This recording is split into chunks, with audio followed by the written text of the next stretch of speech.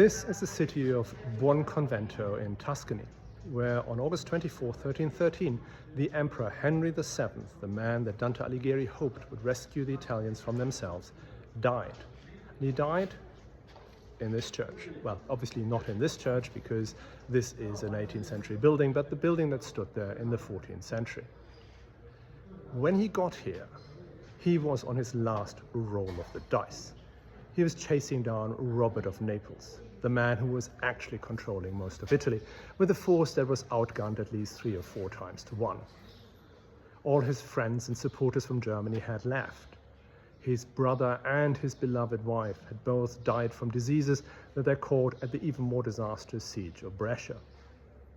And then it had all started quite well. He was invited by Pope Clement V to come down to Rome to be crowned, and Dante Alighieri, as I said, wrote enthusiastic pamphlets about, the Prince of Peace and the time of reconciliation was upon us. But then what happened to him is what happened to so many of his predecessors. Initially, he just wanted to go down to Rome, get crowned, get home, but then he saw the riches of the land, and he thought, maybe I can do what Dante Alighieri wants me to do, bring law and peace and prosperity to this place. And then he got sucked into the internal conflict between the Guelphs and the Ghibellines. And his trip was even more disastrous than the normal imperial coronation journey. It ended with running street battles in Rome. At his coronation dinner, his guests were shot at by arrows from the opposing faction in Rome. And then when it came to his death, most people previously believed it was malaria, because this is the summer.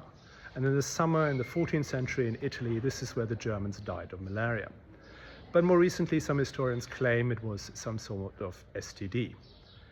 At the time when he died, his friends believed it was a Dominican monk who had laced the host with some poison. And so, they massacred the monk and they burned down a couple of monasteries.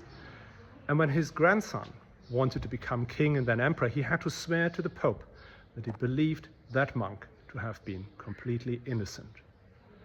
And that man, that grandson, was Carol IV, the man who passed the foundation document of the Holy Roman Empire, the Golden Bull, and who turned Prague into the unbelievable miracle that it is today.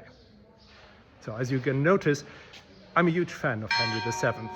And if you want to hear more about his life, go to, oh God, the bells are really helpful.